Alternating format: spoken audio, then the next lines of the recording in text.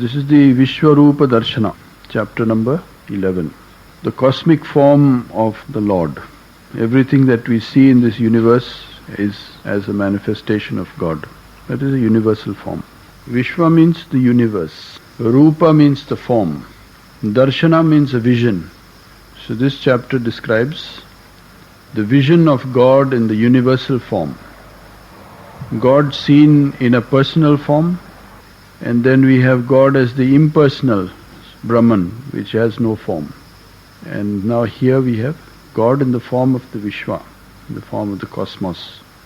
And this sort of a vision comes only through intuition, through the faculty of intuitive powers. Cannot see this vision with our little eyes, with our physical eyes. We have to see this vision with a certain eye of our imagination, eye of our mind, the mind's eye. Inwardly, we have to envision this universal form. And once you have this vision of this universal form, a man's life will be transformed, as Arjuna's is transformed in this chapter. So in the scheme of the Gita, we have seen vibhutis, the manifestations of the divine in the world as the absolute values, the touch of spiritual values, all that is unique in this world as vibhutis. Now Arjuna takes the initiative. It's interesting that in the previous chapters, Krishna took the initiative. Krishna himself went out and spoke to Arjuna. Out of compassion and out of his concern for Arjuna, he spoke. And in this chapter, the initiative goes back to Arjuna. Arjuna says, Mad anugrahaya paramam guhyam adhyatmam sangnitam yat tvayo uktam vachastena moho ayam vigato mama. This is verse number 1. By that speech which has been spoken by you out of favor for me, anugraha, this highest secret known as pertaining to the self, this my confusion has vanished. So Arjuna acknowledges that his confusion has vanished. And he is more confident in his approach and his attitude, and also he is intimate. He has become very close now to Krishna. How do we know? Because of the way he addresses him in the second verse. Kamala Patra Aksha. That means the person with eyes like the lotus petals. So if he calls Krishna as Kamala Patra Aksha, O lotus petal-eyed Krishna, that shows that he has become close to Krishna, intimate. Bhavapyauhi bhutanam shrutau vistarasho maya tattvaha kamala patraksha mahatmayam apicha avyayam. So that is the second verse. The origin and dissolution of beings have been heard by me in elaboration from you. This was in the earlier chapters. He explained how all beings have come from him and all beings ultimately will be dissolved. And also your unexpended greatness. Unexpended greatness is avyayam mahatmayam. That means that greatness which can never be exhausted. In the previous chapter he says this whole universe that you see is but a fraction of my powers. Just a fraction, small portion of my greatness has become this universe. And we human beings, when we look at the universe, it is so vast. When we think of the time scales, we don't know how many billions and billions of years. 4 billion, they say, is the age of this solar system itself. And we don't know how far the distances it goes. Nobody has been able to find the edge of the universe. We don't know how vast it is. So in spite of this great vastness from the Lord, he says it is only a fraction of my greatness. So here Arjuna also says that he now knows his unexpended greatness. Evam etad yatha atha tvam atmanam parameshwaraha drishtum ichhami te rupam aishwaram purushottama. Now he makes a specific request. He says, I would like to see you in your divine form. So it is as you have said yourself, Supreme Lord. I desire to see your divine form, O Supreme Person. Now when we think in terms of absolute, there are two categories. This is philosophically speaking. Absolute and relative. Everything that we have in this world is relative. Means its value comes in relation to something else. For instance, if we say hot, then it is because there is something cold that we can say it is hot. Colors, forms, any category we take, you find that it is in relation with something else. Only in relation to something else it can have a value. By itself it has no value. By itself it cannot exist. So that is called the relative world. But when we come to the absolute, absolute is swatantra, it is independent. It can stand by itself. It does not depend on anything else. And it can only be measured by itself. You can't use any other norm for measuring the absolute. That is why it is absolute. The absolute can be measured only by the absolute. So here he says, you yourself have said yourself. Krishna himself, as representing the absolute, has said. And therefore Arjuna too acknowledges that you yourself have said it. And therefore I desire to see your divine form, O Supreme Lord. The absolute that we know through words and concepts, that is indirect. Direct absolute can only be known by itself. If you think that it is possible for me to see it, O powerful one, then do you, O master of yoga, show me your never decreasing self. So he requests. And Sri Bhagavan Uvacha Pashye me partha rupani shatasho atha sahasrasaha nana vidhani divyani nana varnani kritini cha. So Krishna is going to take him to the highest experience, but he starts with very ordinary things of the phenomenal world and of conceptual nature. Certain concepts which we hold, certain ideas which we have, and certain phenomena which we see. Starting from there, he says, behold, O Partha, my forms, by hundreds and thousands, various in kind, divine and of varied colors and shapes. Pashye adityan vasun rudran ashvinau marutas tatha bahuni adrishta purvani pashya ascharyani bharata. So he says, behold the Adityas, the Vasus, the Rudras, the two Ashwins, and also the Maruts. Behold many marvels never seen before. So these are the Vedic categories which we already studied a bit of in the last chapter. The Adityas, they are 12 in number. The Vasus, the Rudras, these are all the divine beings mentioned in the Vedic literature. And the Ashwins are the constellation Gemini, and also the Maruts, they are the wind gods. And many marvels never seen before. When he says never seen before, he is suggesting that there is a revaluation. It is going to be presented in a new way. Ithaikastam jagat kritsnam pashye adya sacharacharam mama dehe gudakesha yaccha anyad drishtum ichhasi.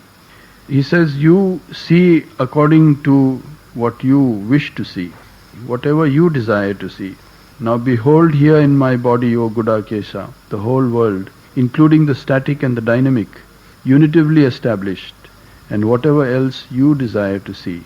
So when he says dynamic and static, means the vision is not static, it is dynamic. It can include the changing, the moving. And also he says, see whatever you desire to see. So that suggests that there is a conditioned aspect in human beings. So we condition ourselves according to our religion, according to our culture, our background. And that conditioning presents a vision to us in a way that is acceptable to us. That is why the Hindus will only see a vision of the Hindu gods. The Christians see only a vision of Virgin Mary or Christ or some of the saints. They never see Shiva. No Christian will say, I saw a vision of Shiva. And no Hindu says, I saw Christ come to me in my dreams. Why is that? It's because we have been conditioned according to our religion, our culture. And we will see a vision only according to our conditioning. But if you are unable to see me with this your human eye, I give you a divine eye. Behold my sovereign yoga. So when we come to spiritual visions, they are not seen with the physical eyes.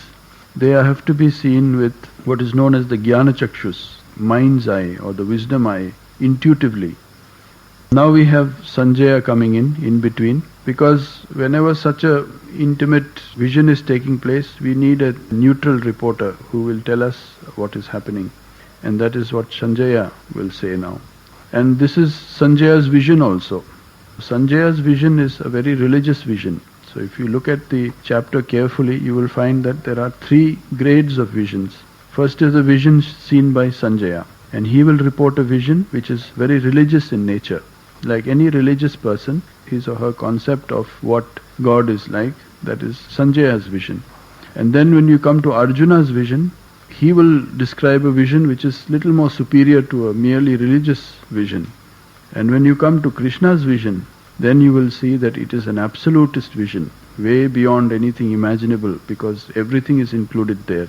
Good and evil, pleasure, pain, destruction, they all come into one comprehensive vision. Because Krishna's vision is absolute, and the absolute cannot have anything outside it. Everything must come within the absolute. So like two sides of the same coin.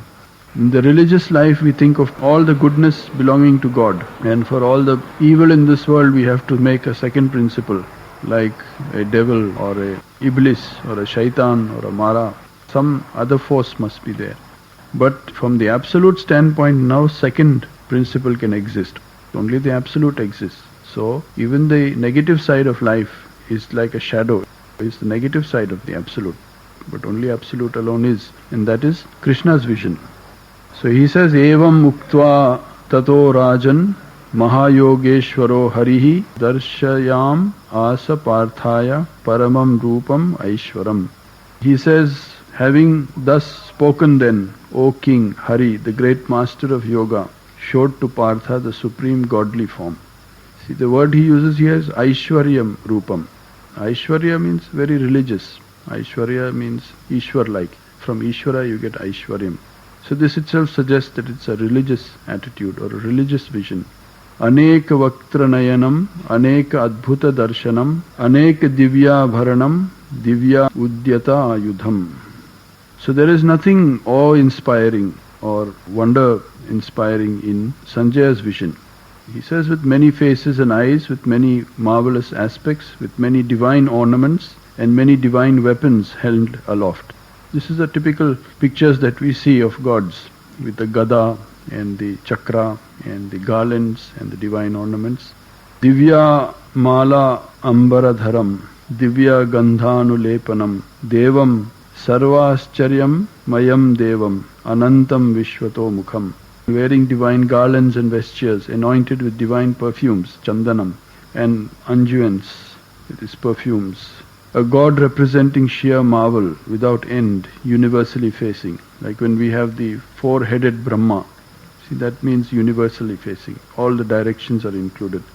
Divi Surya Sahasrasya Bhave Yugapad Uttita Yadi Bhaha Sadrishi Sa Syad Bhashastasya Mahatmanaha. Number 13. Tatrai ekastham jagat kritsnam pravibhaktam anekadha apashyad deva devasya sharire pandavastada. So like the three worlds, like our Bhur Bhuvaha Swaha in the Gayatri Mantra also.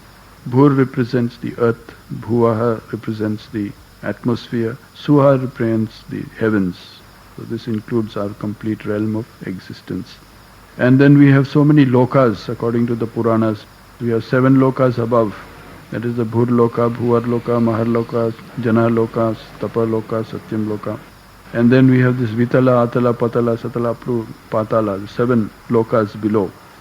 So if the splendor of 1,000 suns were to rise together in the sky, that might resemble the splendor of the great soul. There the Pandava then beheld the whole world divided into many kinds, unitively established in the body of the God of gods. So all these lokas he could see were all established in the body of the God. This one form, like a Purusha. In the Purusha Sukta, in the Vedas, they integrated all the gods into one Supreme Purusha. And from that one Supreme Purusha, all the categories evolve. So here also, you find all the different lokas that we have, they are all seen in the form of Krishna.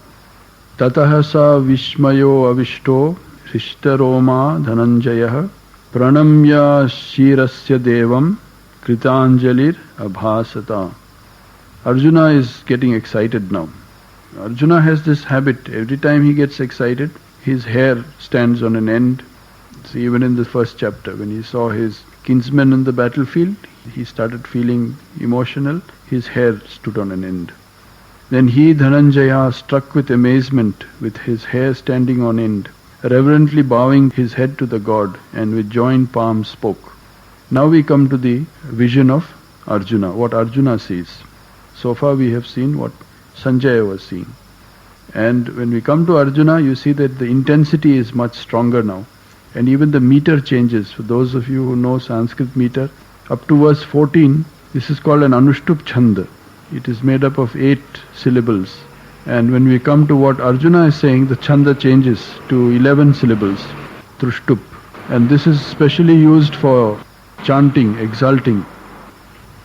Pashyami devams tava deva dehe sarvams tata bhuta vishesha samghan brahmanam isam kamala asanastam rishimscha sarvan ugramscha divyan. I see the gods, O God, in your body and all specific groups of beings. Brahma, the Lord, established in his lotus seat, and all seers and divine serpents. So here he has theology and mythology both combined. When he says, I see the gods, O gods, he's talking of theology. And when he sees all specific groups, Brahma the Lord, established in his lotus seat, all seers and divine serpents, he's talking more in terms of mythology. So all the mythological concepts and all the theological ideas, he is seeing coming from this one form. I see you on every side of boundless form with multitudinous arms, stomachs, faces and eyes. Neither you, your end, nor your middle, nor your beginning do I see, O Lord of the universe, O universal form. He is beginning to get the idea of the universal form. So he sees boundless form, multitudinous arms.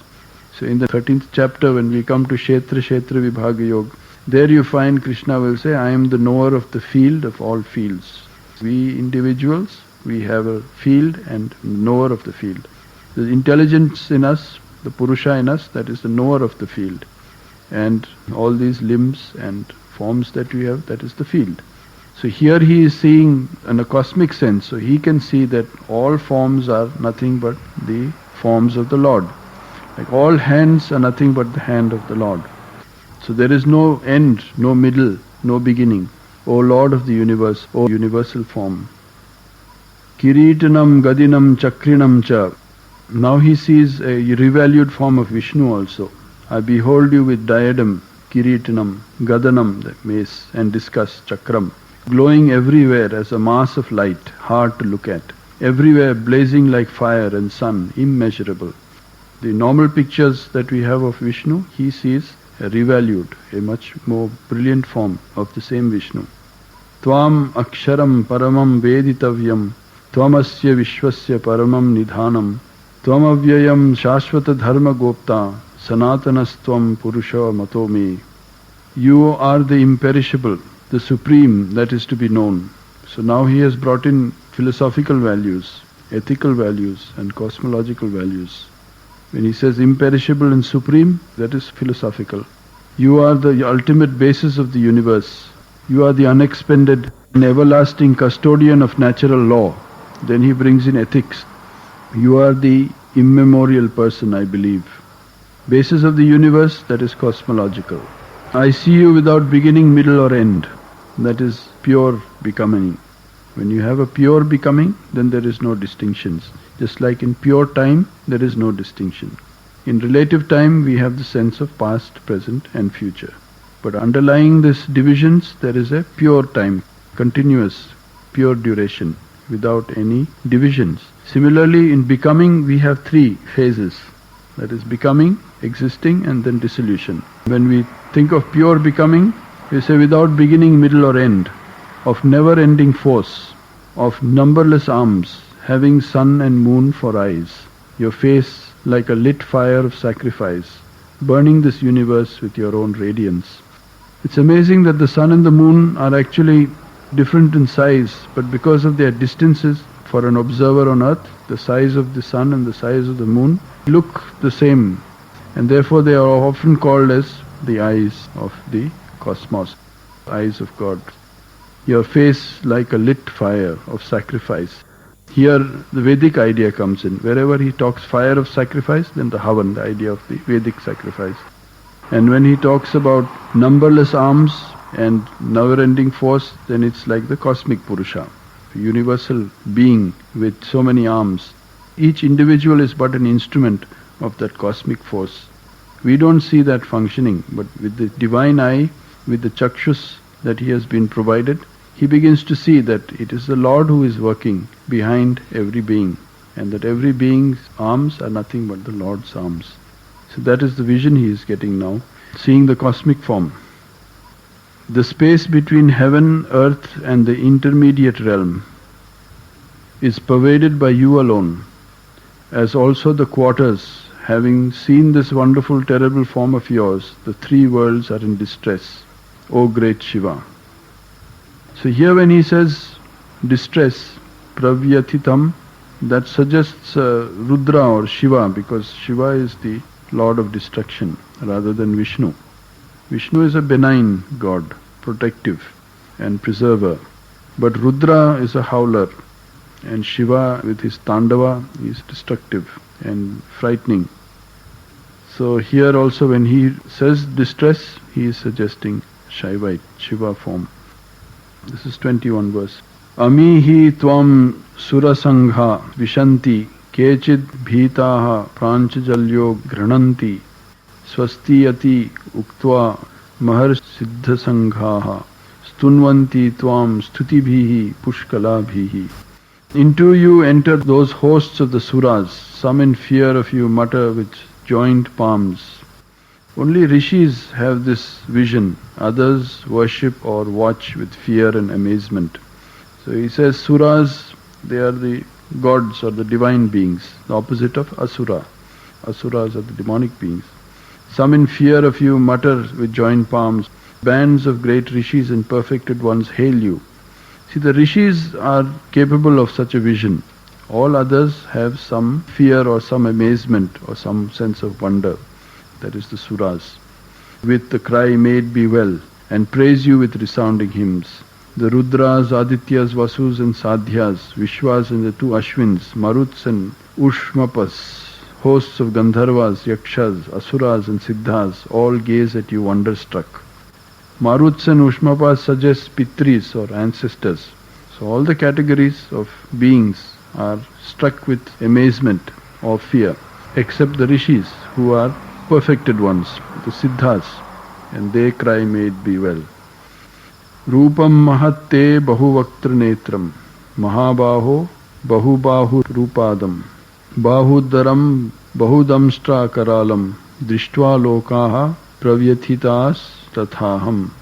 So here we have the cosmic person depicted as a terrible, destructive aspect. As we said, when we talk of absolute, it has to include the benign and the terrible. Seeing your great form with many faces and eyes, O mighty armed one, with many arms, thighs and feet, with many stomachs, with many terrible teeth, the worlds are distressed, as also myself.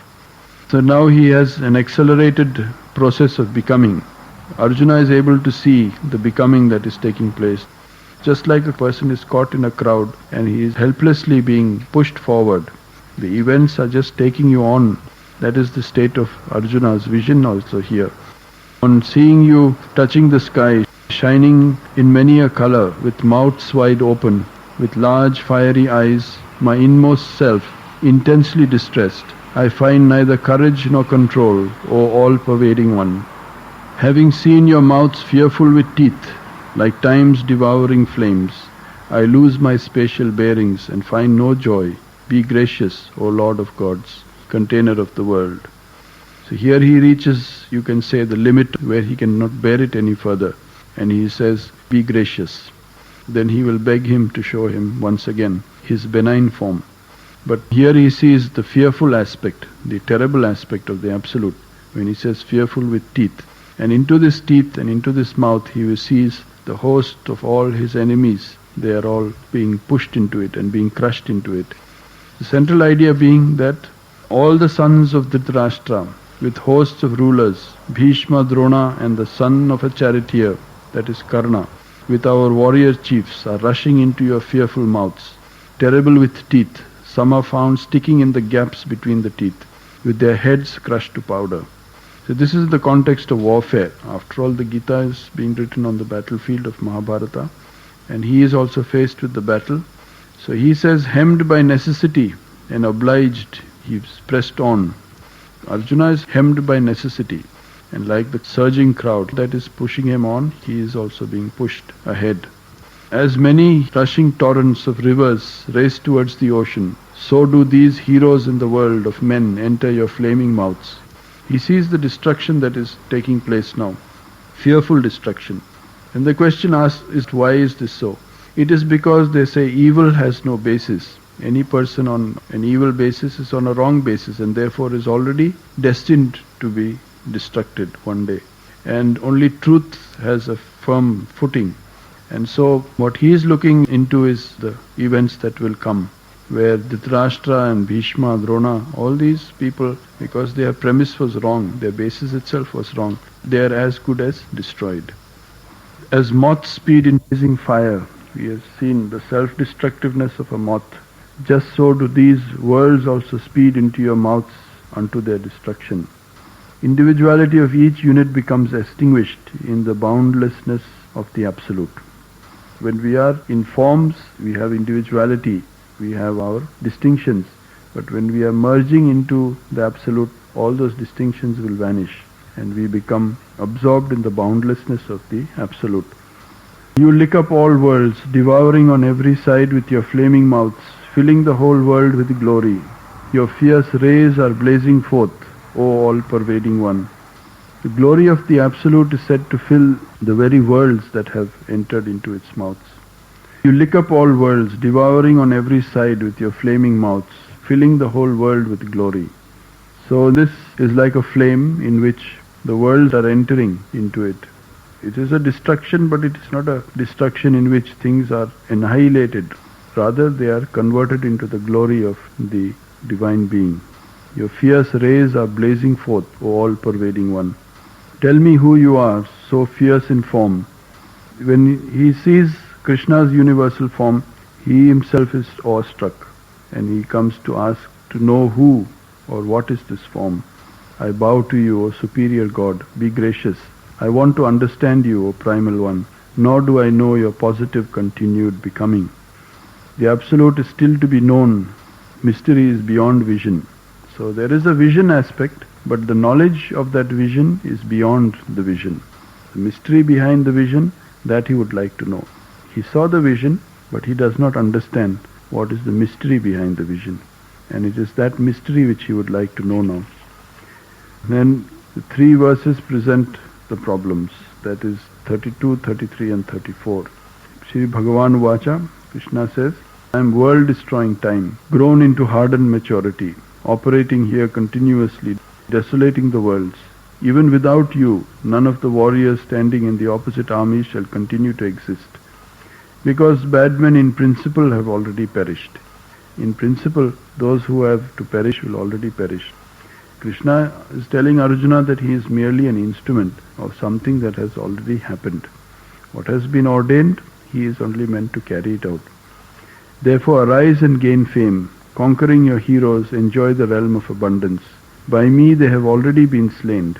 Be the incidental cause only, O left-handed one. Drona and Bhishma, Jayadratha, Karna and other great battle heroes are all slain by me. Do not be distressed. Fight on, you shall conquer in battle your co-warriors. Now, having reached this ultimate stage, when he says, I am world-destroying time, comparing himself to Kala. Kala means time, grown into hardened maturity, operating here continuously, desolating the worlds. Now we come back to the reporter, that is Sanjaya. Etad Shrutva Vachanam Keshavasya Kritanjalir Vepamanaha Kiritihi. Vepamanaha means he was trembling. So poor Arjuna, he says, having heard that speech of Keshava, the diademed one, with worshipfully joined palms, trembling, inclining himself again before Krishna, with emotional stuttering, in sustained fear, bowing down spoke. So here we have a complete transformation of Arjuna's devotion now. Now he is in exalted devotion. When he says, O Rishikesha, it is but right that the world is delighted in praising you. Now having seen the vision, he is able to understand the awesome power of the Lord, the cosmic force, and his conviction is complete now. All doubts have been removed. And once the doubts have been removed, he is now exalting, praising and worshipping, adoring. He says that demons fly in fear to every quarter, and that all hosts of perfected ones bow in adoration to you. And why should they not bow to you, O great self, most venerable even than Brahma, than first maker? In the Vedic context, we have Brahma is the highest God, he is the creator. But he says, you are greater, more venerable even than Brahma, the first maker. O endless God of gods, basis of the universe, you are the imperishable one, existence and non-existence, and what is beyond that. You are the first of the gods and the ancient spirit. You are the supreme basis of the universe. You are both the knower and the knowable. You are the transcendent beyond and the immanent receptacle here. These are the two categories. One is transcendent and the other is the immanent. The immanent is what we see, and that is the receptacle for the transcendent. The transcendent is what we cannot see, but the transcendent is what is the imperishable, or that which is supporting this, which is filling this receptacle called the immanent. The universe is pervaded by you, O one capable of limitless forms. So it is Lord who takes any number of forms. Anantarupa. Vayor Yamo Agnir Varunah Shashankaha. You are Vayu, Yama, Agni, Varuna, Shashanka, Prajapati, and the great grandsire. Hail, hail to you 1,000 times. Again and again, hail, hail to you. Namaha, Namaha. He keeps saying Namaha, Namaha. Punarcha Bhuyaha Api. Again and again, Namaha, Namaha Te. Prostrations to you. Before and after, prostrations to you on every side. O all of endless potency and immeasurable strength. You terminate all, then you become all. It's like a bomb blast. Ananta Virya means endless potency, coming into effect through duration. And when you say Amita Vikramaha, that is immeasurable strength. Verses 41 to 46 have various forms of devotional relationship. He knew Krishna from much earlier, so he now sees him in a new light. Therefore, whatever I have said rashly from carelessness or fondness, addressing you as O Krishna, O Yadava, O comrade, thinking of you as an intimate and ignorant of this your greatness, and for whatever jesting irreverence I may have shown you, whether at play, reposing or seating, or at meals, either when remaining by myself or when you are present, that I ask you, O Achyuta, to forgive, O unpredictable one. You are the Father of the world, of the moving and unmoving. You are to be reverenced by this world and are the Supreme Guru. None is your equal. How then could there be one greater than you, even in the three worlds, O one of incomparable greatness? So he finally recognizes the supreme value of Krishna. When he says, Pitasi lokasya characharasya tvamasya pujasya gurun gariyan na tvamaso asti abhyudikaha kuto anyo lokatraye api apratima prabhava. Tasmad pranamya pranidhaya kayam prasadaye tvam aham isham idyam piteva putrasya sakheva sakyuhu priyah priyaya ahrasi deva sodhum. Therefore, bowing down and prostrating my body, I seek your grace, O adorable Lord. It is but proper that you, O God, should bear with me, as father to son, as friend to friend, as lover to beloved. So this is a case of Arjuna now, fear and gladness at the same time. On the one hand, he is terrified by this sight and the vision he had, and on the other side, he is totally glad at having had the vision. I am glad having seen what has never been seen by anyone before, and my mind is troubled with fear. O God, be pleased to show me that very form, O God of gods, O abode of the universe. I want to see you even so, diademed with mace and discus in your hand. Assume that very form with 4 arms, O thousand-armed, O one of universal form. So what Arjuna is asking here for is the usual concept of Vishnu that we have. But it is very interesting that that image is not shown to Arjuna. Krishna says, by my favor, O Arjuna, the supreme form has been shown. By the yoga pertaining to the self, made up of light, universal, endless, primal, never before seen by any other than yourself. From the yoga pertaining to self, we find again and again the Gita presents its own revalued vision, which is neither totally theological nor cosmological, as known before. and that is Atma Yogat. By that word he shows that it's a new approach. He does not show him the normal form of Vishnu with the four arms and the Gada and the Chakra, but he instead brings in this idea of Atma Yoga. Neither by the Vedas sacrifices, nor by study, nor by gift, nor by ritual, nor by severe austerities can I possibly be seen in such a form in the human world by anyone other than you, O hero of the Kurus. So there is a need for a guru, not possible by one-legged argument or one-sided method. So this is the whole secret here when he says that just by Vedas, by sacrifices, by study or by gift or by ritual, severe tapasya, austerity, it is not possible. If you want to have the universal vision or the cosmic vision, it is necessary to have a guru. You need a bipolar relationship. You need a counterpart, a knowing person and then the seeker, the seer and the seeker. Just from one-sided, that would be one-legged. And now he consoles Arjuna. Be not distressed, do not be confused. Having seen such a terrible form of mine, free from fear, mentally comforted, again behold that very form of mine presently here. So he gives him the human form. Though some people think it is the form of Vishnu, but actually it is his own form. Now we come to Sanjaya. Sanjaya Uvacha. Sanjaya says, having thus spoken to Arjuna, Vasudeva again showed his own form, and the great self, becoming mild in form, consoled him who was terrified. Closing the bracket around the terrible vision to meet the war situation. So this is the end, coming out of the vision now to meet the reality of the war situation. So from here to the end we have no exaltation but a continuing dialogue. It's a wisdom dialogue that has been going on. In the middle of the wisdom dialogue we are taken into this height of mystical vision where he sees the cosmic form. He sees the cosmic reality behind the whole phenomenal world that is going on. All the terrible things and all the good things are all happening from one primordial source. And once he has had that terrifying form, once again he is brought back into the battle situation. Again as Krishna and Arjuna, two beings, are standing. And once that vision is over, the exaltation also is over. It was during the vision that Arjuna was also exalting. He was praising fear and gladness. But now that the vision is over, when you come back to their original forms, you find that the dialogue also continues. Arjuna says, behold again this your mild human form, O Janardana. I am now calm with the mind restored to its natural state.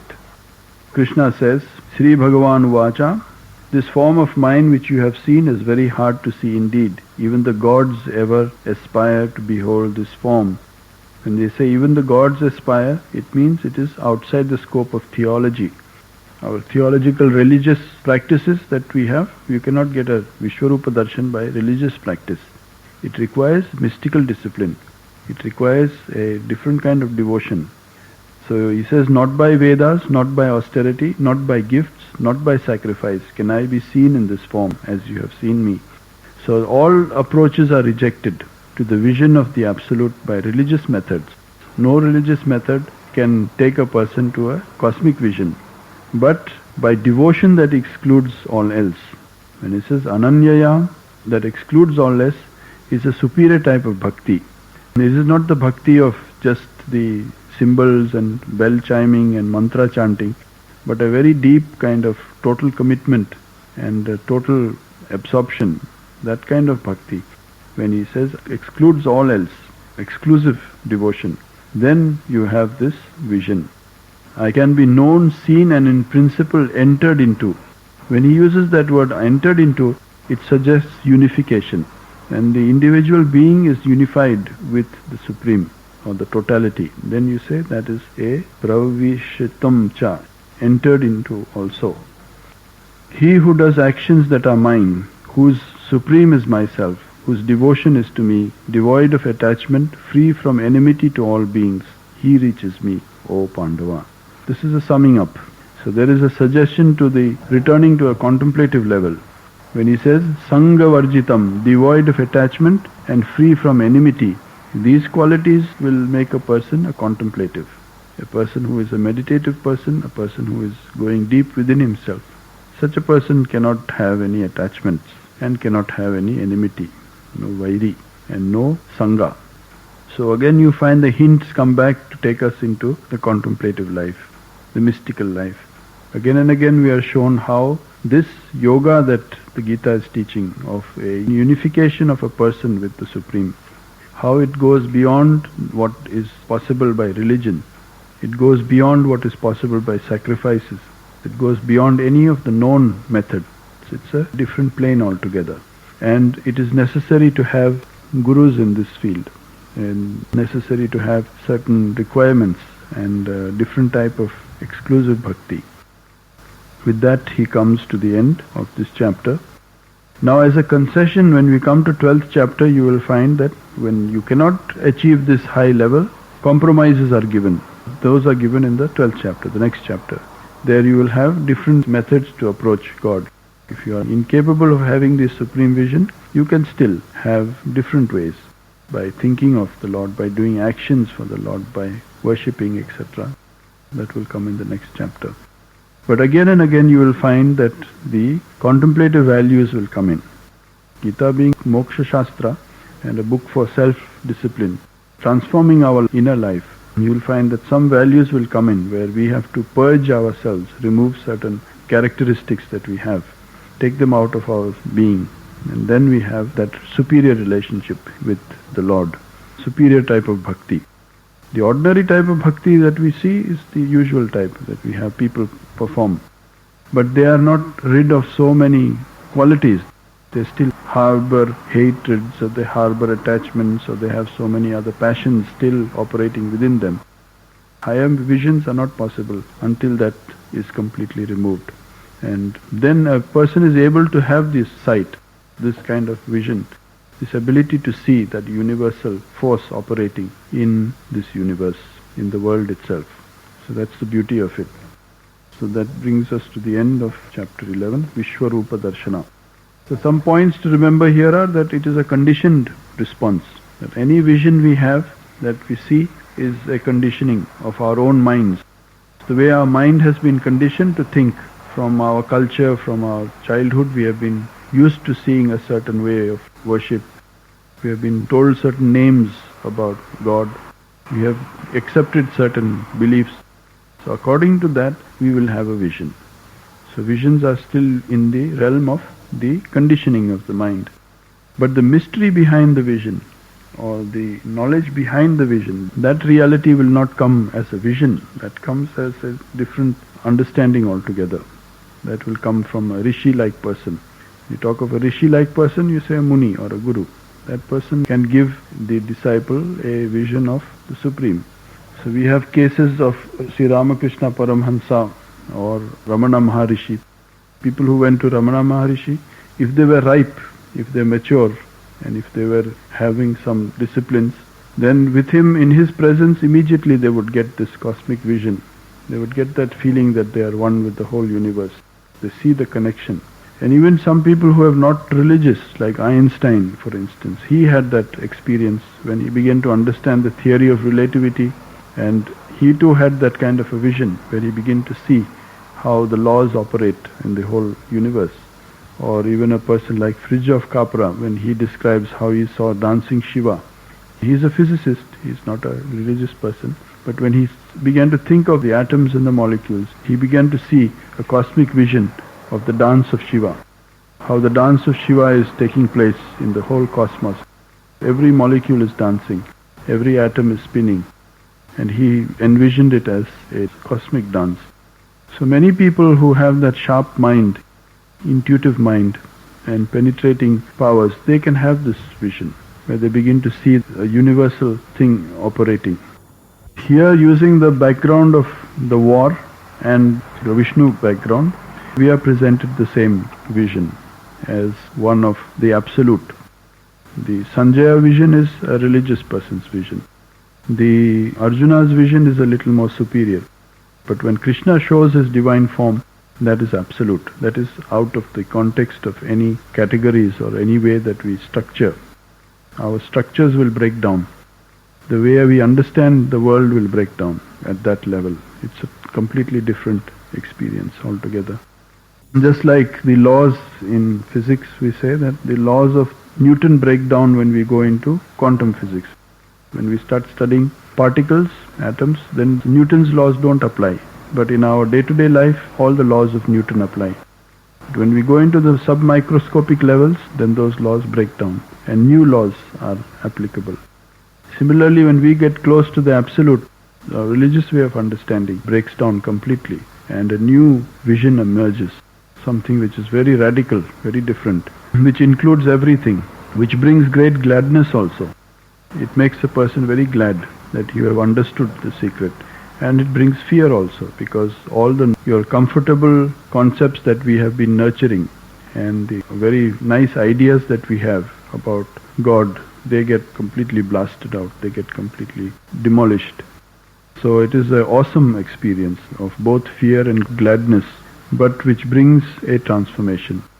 A vision brings a transformation. Unlike a dream, a person can have a dream, but when you wake up, you are basically the same person. But if we have a vision, when we come out of the vision, we are not the same person anymore. We have changed. It transforms a person. A person's way of thinking and a person's understanding, they become transformed. So for a mystic is looking for that experience. Once that experience comes, he can understand the mysteries of life. So it is of that order that is being spoken of here in the Vishwarupa Darshana.